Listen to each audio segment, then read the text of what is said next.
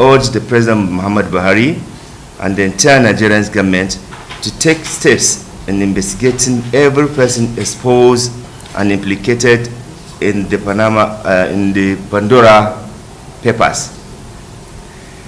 The Pandora papers is one of the biggest ever corruption leaks led by ICIJ, and over 600 journalists from 117 countries, including journalists from Nigeria, Nigerian Premium Times, were part and parcel of this consortium. So kudos to Premium Time for being part of this global body that has helped to expose politically exposed persons who have continued to undermine our country by siphoning or running away from paying taxes. Since its release on October 3rd, 2021, Nigerians have read in their wake details of financial transactions and practices of politicians and influential individuals that exploit and in some cases violate and undermine extant financial guidelines and policies and threaten our corporate existence and collective well-beings. The Pandora papers confirm, therefore, the continuing weaknesses in the Nigerian financial system and regulatory deficiencies that have been at the root of annual loss of at least $18 billion to illicit financial flows out of Nigeria, according to the latest estimate. We all know if government have been taking necessary steps, we cannot continue to be repeating this scandal. But because the system is so loose and no efforts seem to have been put in place to block leakages, we continue to lose this huge amount of money. One would like to ask, why should Central Bank of Nigeria, with all the regulatory policies and framework that we have, will allow this kind of huge money diversion getting out of Nigeria? Individuals are not taking this money in their pockets. They are using financial institutions to go. So why can't CBN impose proper regulation and ensure compliance? So it is because there's this huge gap. That is why people are doing what they are doing and they get away with it. But the most embarrassing thing is to see people who are even serving public officials that are having not only account but also this huge amount of money in foreign countries, which is contrary to our law. So therefore, this must be a serious issue, especially for the government that say they want to fight corruption. So if you really want to fight corruption, why should we allow the 3 scandals that have happened, from Pandora to Panama to Paradise, and nothing has been done to show seriousness from the Nigerian government to investigate and sanction those who are featured or who were involved in that. In fact, the most scandalous thing is that some of the properties that some politically exposed person are having in UK, in US and Dubai feature in some of these reports. And with all the effort that we are making in terms of assets recovery, it appears that those ones, nobody wants to go into that.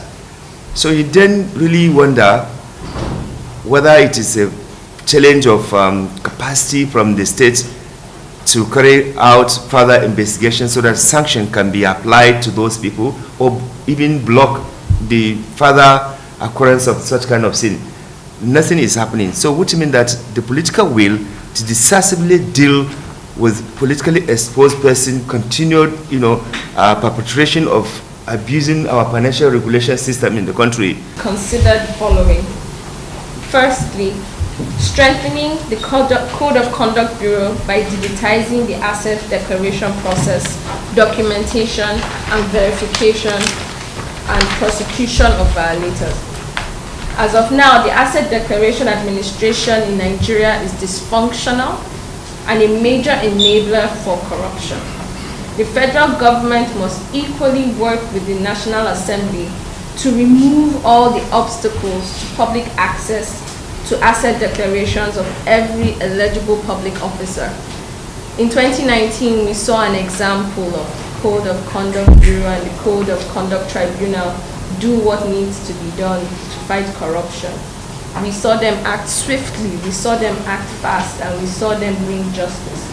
It would be good if with such exposures as this, the same mechanisms are used swiftly and on time to bring justice to many who have done a great disservice to our nation. The Company and Allied Matters Act, CAMA 2020, provides for the setting up of a beneficial ownership register.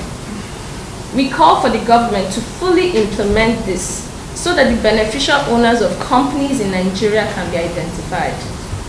This will prevent the diversion of public funds through procurement corruption in the first place. The Nigerian government must live the talk by ensuring the beneficial ownership data is publicly accessible and must show leadership by acting on them.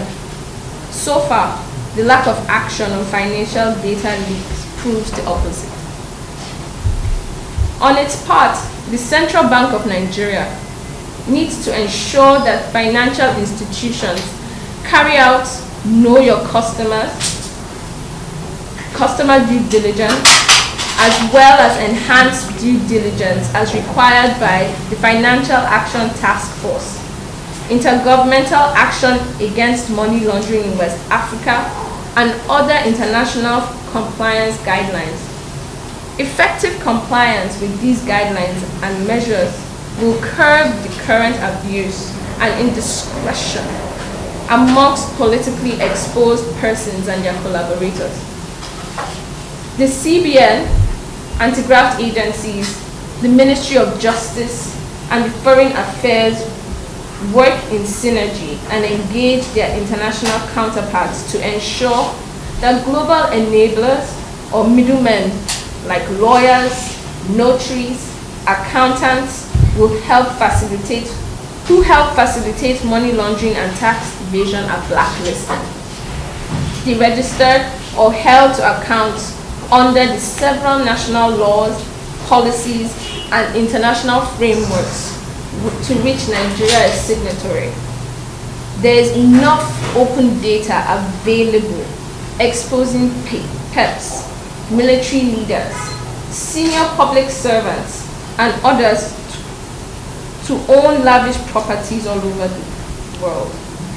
No significant international cooperation with many key jurisdictions takes place at the moment. Voluntary Asset and Income Disclosure Scheme and the Voluntary Offshore Asset Regularization Scheme to enable Nigerians with undisclosed assets to declare them and pay taxes where they are liable.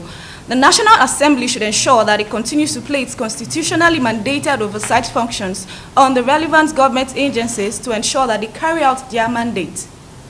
With the electioneering period approaching, INEC, CBN, the NFIU, and other relevant agencies must ensure that political parties conform to political party financing regulations and prevent the use of dirty money in Nigerian politics. On a final note, we want to congratulate the Premium Times in Nigeria and the ICIJ for this vital work. The report shows the significance of a strong partnership between media and the non-profits for an accountable and robust democracy. The Nigerian government must therefore immediately retrace its steps and stop further actions to emasculate free speech and gag the vibrant civil society. Instead, the Nigerian government should encourage and promote regular dialogue with civil society leaders and the media as partners in progress to find lasting solutions to the multiple political, social, economic, environmental, and security challenges confronting our nation. This statement is signed by the Civil Society Legislative Advocacy Center and the Premium Times Center for Investigative Journalism. Thank you. Thank you very much. Thank you, sir, for that powerful statement. Taking us further.